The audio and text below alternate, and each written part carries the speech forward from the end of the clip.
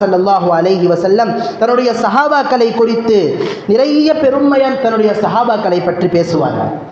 ஹதீஸிலே வருகிறது, லா தசுப்பு அஸ்ஹாபி, என்னுடைய சஹாபாக்களை தோழர்களை நீங்கள் திட்டாதீர்கள். எந்த சஹாபாக்களையும் நபி தோழர்களையும் எப்போதுமே நாங்கள் தவறாக பேசக்கூடாது. அபூபக்கர் ரலியல்லாஹு அன்ஹு அவர்களுடைய பெருமையிலே சொல்வார்கள், என்னுடைய தோழர்களில் யாரெல்லாம் எனக்கு உதவி செய்தார்களோ எல்லாருடைய உதவிக்கும் நான் பிரதி உபகாரம் செய்துவிட்டேன். மாஹலா அபூபக்கர், அபூபக்கரை தவிர. எல்லா இடத்திலும் பெருமானார் அபூபக்கர் ரலியல்லாஹு அன்ஹு அவர்களை பெருமைப்படுத்தி பேசுவார்கள். அதே போல பெருமானார் ஸல்லல்லாஹு அலைஹி வஸல்லம் அவர்களுடைய துஆ, பெருமானார் ஸல்லல்லாஹு அலைஹி வஸல்லம் எப்போதுமே நற்குணத்திற்கு துவா செய்து கொண்டே இருப்பார்.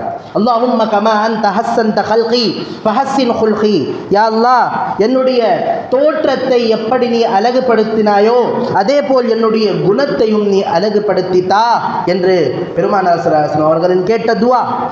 தொழுகையிலும் தன் நல்ல குணத்தை கேட்பார்கள், கேட்க வேண்டும். அல்லாஹும்ம ஹ்தினி லி அஹ்ஸனில் அக்லாக், யா அல்லாஹ், எனக்கு நல்ல குணத்தை வழிகாட்டுவாயாக. நற்குணங்கள் எது எல்லாம் நற்குணங்கள் இருக்கிறதோ அதை வழிகாட்டுவாயாக. நீ தான் அதை வழிகாட்ட முடியும்.